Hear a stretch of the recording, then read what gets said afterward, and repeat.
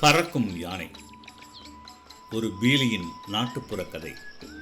முன்னொரு காலத்தில் ஒரு சிறிய கிராமத்தில் கரும்பு விவசாயி ஒருவர் வசித்து வந்தார். அவர் தனது நிலத்தில் மிக கடினமாக உழைத்து பெரிய அறுவடையை எதிர்பார்த்தார். ஒரு நாள் காலை தன் விளைச்சலின் பெரும் பகுதி காணாமல் போயிருந்தது.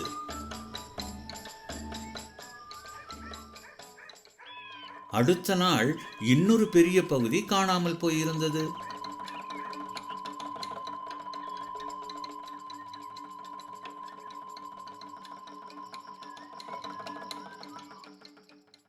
யார் என்னுடைய கரும்பை சாப்பிடுகிறார்கள் என்பதை இன்றிரவு விழித்திருந்து பார்க்க வேண்டும் என்று நினைத்தார்.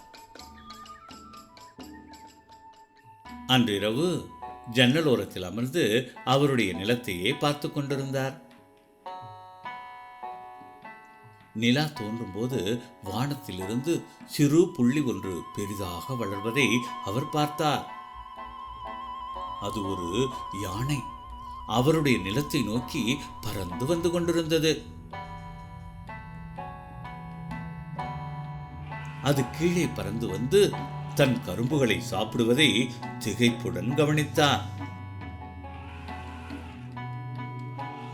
அவர் வெளியே மெதுவாக வந்து யானை சாப்பிட்டு முடிக்கும் வரை காத்திருந்தார். யானை மீண்டும் பறக்க ஆரம்பிக்கும் பொழுது விவசாயி யானையை பிடிக்க நினைத்து அதன் வாளை பிடித்துக் கொண்டார். தன் நிலத்தின் மேல் பறந்து கொண்டிருந்தவர் விரைவில் இந்திரலோகத்தினுள் நுழைந்தார்.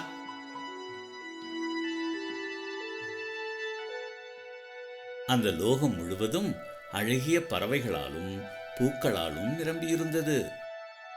வெள்ளி புற்களாலும் நவரத்ன கற்களாலும் தரை விரிக்கப்பட்டிருந்தது.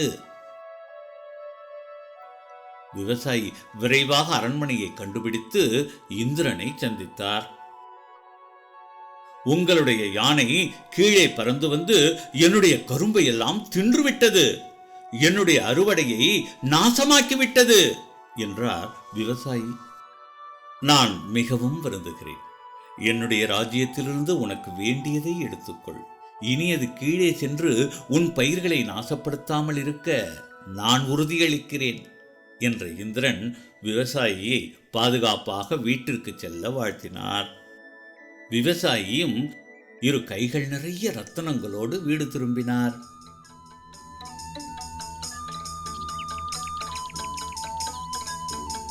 அவருக்கென்று புதிய வீடு ஒன்றை கட்டிக்கொண்டு பெரிய பணக்காரரானார்.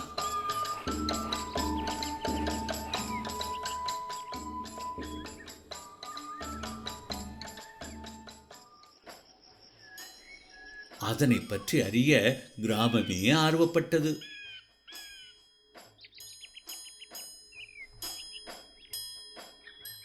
ஒரு நாள் சில கிராமவாசிகள் விவசாயியின் மனைவியை சந்திக்க சென்றனர். இந்த பணமெல்லாம் எங்கிருந்து கிடைத்தது? உங்களுடைய நிலத்தில் ஏதாவது புதையலை கண்டுபிடித்தீர்களா? விவசாயியினுடைய மனைவி நடந்ததை அவர்களிடம் கூறினாள்.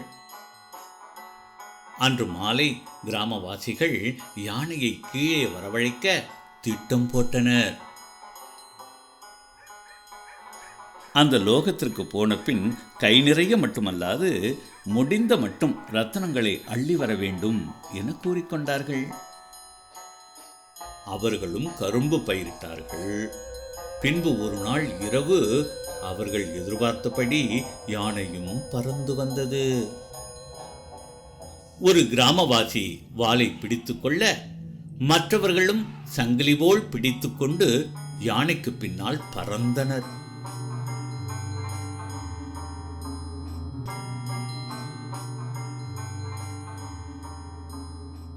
திரும்பி வருகையில் என்ன கொண்டு வருவது என ஒவ்வொருவரும் பேசினர்.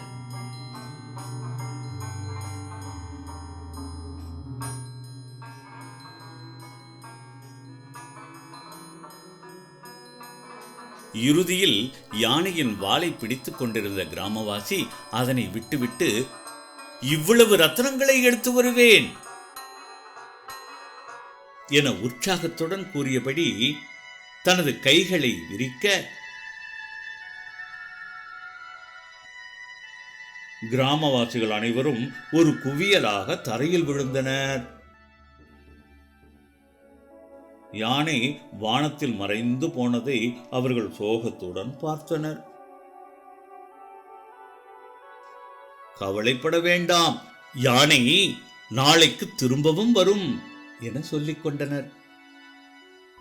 கிராமவாசிகளின் தந்திரத்தை அறிந்த இந்திரன் தன் லோகத்திலேயே கரும்பு பயிரிட ஏற்பாடு செய்தார். அதனால் யானை கீழே வரவே இல்லை. கிராமவாசிகள் வானத்தை பார்த்து கொண்டே பல இரவுகள் காத்திருந்தார்கள். ஆனால் யானை மீண்டும் கீழே வரவே இல்லை.